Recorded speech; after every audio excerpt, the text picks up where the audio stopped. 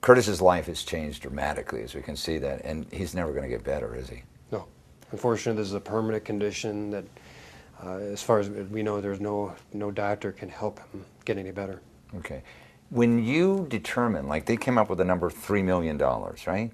Is that based on like a life care plan that you came up with, that the city agrees with, or is that their own estimate? Well, where do they get this number? That's what I'm really saying. It comes from all the different types of damages that you can put forth in this case. Okay. Past medical expenses, future medical expenses through a life care plan, past wage loss if there'd be any, future wage loss if there'd be any, and then you have past and future pain and suffering.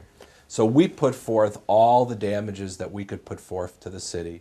Then the case settled with a federal magistrate at mediation, where the magistrate tried to get both parties together to reach a reasonable settlement. So the $3 million, is obviously based on all the special damages that we could put forth, and then I guess the city's determination of a cost-benefit analysis of what's the likelihood of a bigger verdict, and then ultimately for us it came down to we could really change Curtis Harris's life by this settlement, and we felt compelled to recommend that the case get settled. I read in your recommendation that you thought a jury verdict might come in at $6 million plus in that neighborhood. Correct. And someone pointed out, and I think this is important for our audience, that Curtis had a criminal record. He had been arrested for various other things, not major things, but that was figured in, and that's what I was amazed at, the statistics of how much he might have received, had he gone to trial. Well, you have to factor in the credibility of all witnesses when you determine whether you're going to go to trial. In this case, as you mentioned earlier, Officer Clark was fired for an unrelated incident. Right after this incident with Curtis Harris, he was sledding on duty and was fairly seriously injured, and he and his other officers at the time concocted this scam where they would say he was injured while chasing a suspect. He received workers' compensation benefits, actually I think was even given an accommodation from the mayor, and then months later another officer rolled over and said no, they were sledding on duty, and then he was charged with the crime and ultimately fired. So the credibility... Charged and convicted. Correct. Insurance fraud. Exactly.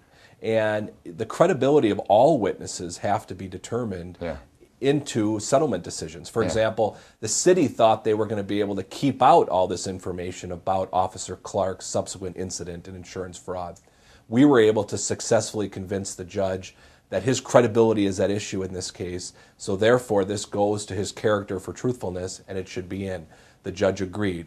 One of the reasons the city then decided to pay a substantial sum of money was because they realized that all that information about Clark was going to come before the jury. So when they had to assess his credibility, they were going to be looking at this incident with respect to sledding, what happened at the house, Mercedes' testimony about throwing him in the mud, all these building blocks into showing that Officer Clark was just a bad cop.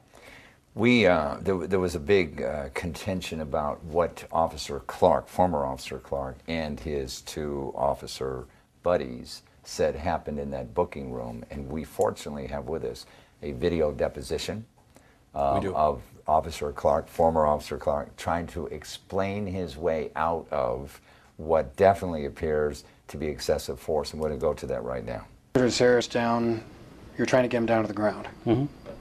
Did you get him down to the ground? Yes. Okay. Did Mr. Harris, or did you decentralize Mr. Harris into something other than the floor before he got down to the floor? He struck the base of the north wall with his head. Has ever lost consciousness after he, at least in your presence, after he was injured? That's correct. He never lost consciousness in my presence. In In fact, I've heard several instances on here where he's speaking rather clearly.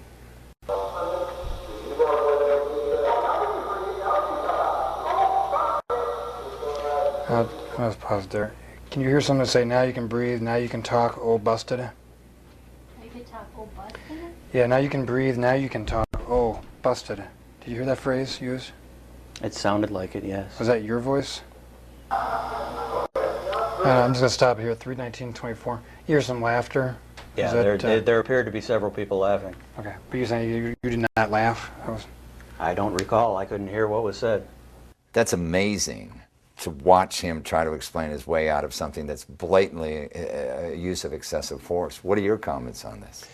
Well, see, he had this Officer Clark had previously in written reports indicated that Mr. Harris had thrown a punch at him with his right fist. Well, when Mr. Harris is facing the opposite direction, Officer Clark is directly behind him.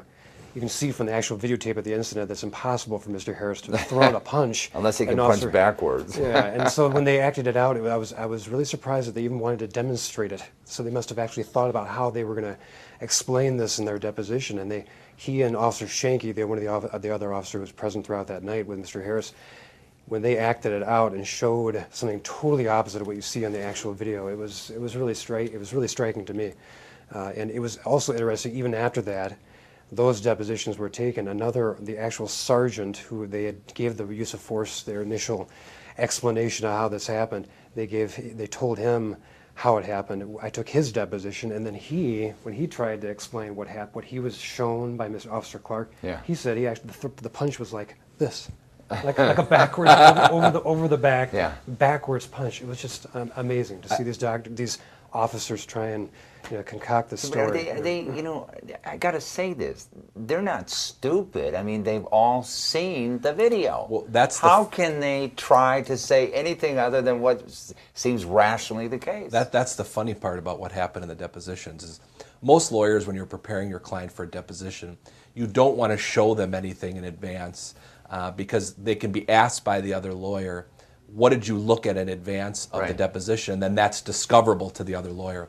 So the city attorney in this case did not show the videotape to the officers in advance. But the city attorney knew what was on the tape. But knew it was on the tape. So after it was over, they set themselves up. Yeah, it's funny because after it was over, the officer made a comment to Todd saying, "I knew I should have watched that videotape," because then during the deposition, he was obviously shown what happened in the videotape, and his testimony then he knew at that time was compromised by what the actual video showed. It would seem to me that if you're an officer, how long had Clark been an officer? A number of years, right? Yeah. Okay, it would seem to me that they are aware that this video camera is in the booking room. One of the first things that I would think, if I was involved, I was trading places with him, would be, what do we do about that videotape? Because I'm sure there's instances where all of a sudden the video camera wasn't working, right? We were quite surprised that there was a videotape and very happy we had a copy of it. I mean, obviously, when there's a police report that says my client threw a punch at an officer, if all we had was the report showing a punch was thrown and my client saying no, it wasn't, that would be a very, very difficult case. But that videotape showing the truth of what happened that night, was the single piece of evidence most important to get the case resolved. Kevin Clark, as you said earlier, was eventually convicted of insurance fraud. He was. Right. And did he do any jail time? No. Okay. Was anybody else reprimanded at the Milwaukee Police Department for this unfortunate event? For the Curtis Harris incident? Yeah. No, unfortunately not. As I said, Internal Affairs did an investigation. Nothing in that report talked about what happened back at Curtis's sister's house. Yeah. It was all done in a way that showed Mr. Harris threw a punch. Everything was skewed in that way. So when they brought it to the district attorney's office to review, the district attorney's office decided not to charge Officer Clark with anything as a result of this incident. Generally, internal affairs exist in any law enforcement to determine what the truth is, right? But generally, if you lie to internal affairs, isn't that grounds to be dismissed? It is, and what happened is the internal affairs officer, when he did his investigation, looked at the videotape himself and said it was inconclusive as to whether or not Curtis Harris threw a punch. So it seemed to us, at least, that there was a code of silence that not only started in the booking room, but had gone through then to internal affairs in a way to kind of sugarcoat what happened here. Now, this, I understand, was the biggest settlement that the city of Milwaukee has paid in police brutality cases, isn't it? It is, and it's also, we believe, the biggest settlement in a police brutality case in the state's history. And unfortunately, Curtis Harris is living proof of it now, isn't he? He is, unfortunately. What kind of advice do you give viewers if they think they might have a civil rights case? What is the criteria that they should look at? Well, they certainly should try and find an attorney who handles civil rights cases, and immediately try and get in touch with that attorney so that that attorney can get to work on securing evidence so they can try and establish a case. I would say that these civil rights cases are very, very difficult cases. And the city, whatever city you're in, or the governmental entity, fights these cases tooth and nail. Yeah. So in order to have, unfortunately, a viable civil rights case, you have to have big damages, because these cases can cost thousands and thousands of dollars to fund, hiring experts, doing depositions. So unfortunately, to bring these cases, in a lot of circumstances, the injuries have to be fairly significant. You took lots of hours of deposition of Kevin Clark, didn't you? We did. Did he hold up well during the whole thing? I sure don't think so. I mean, to me, when you watch the videotape, it shows him, in my mind, to be just a liar. Okay. Well, it was interesting, his character. Just before I began the deposition, he actually walked up to me because he had seen me once before, because we had tried, there was a scheduling mishap, and we had seen him, I'd seen him the week before. And he walked up to me and he actually said, I'm surprised to see you wearing a different suit. I figured you'd only own one suit. So he Why is that? Just Why is insulted me. And then he went in and he, in my opinion, buried himself. Yeah. And it's I think important to note to the audience that this officer showed not 1 ounce of remorse to what he did to Curtis Harris from the day of the incident up until the time of settlement. And then the deposition, when it was talked about the sledding incident and the fact that he lost his job, he cried like a baby over losing his job. But when it comes to rendering someone a quadriplegic, there was no remorse whatsoever. Well, maybe his payment is yet to be due. Huh? We can only hope. Well, I want to thank you very much for being on the show, Todd. Thank you. And thank you so much. It was great having you on the program, and keep up the good work. Thank you. Thanks for watching. You can get more information about our guest and the issues at www.insiderexclusive.tv.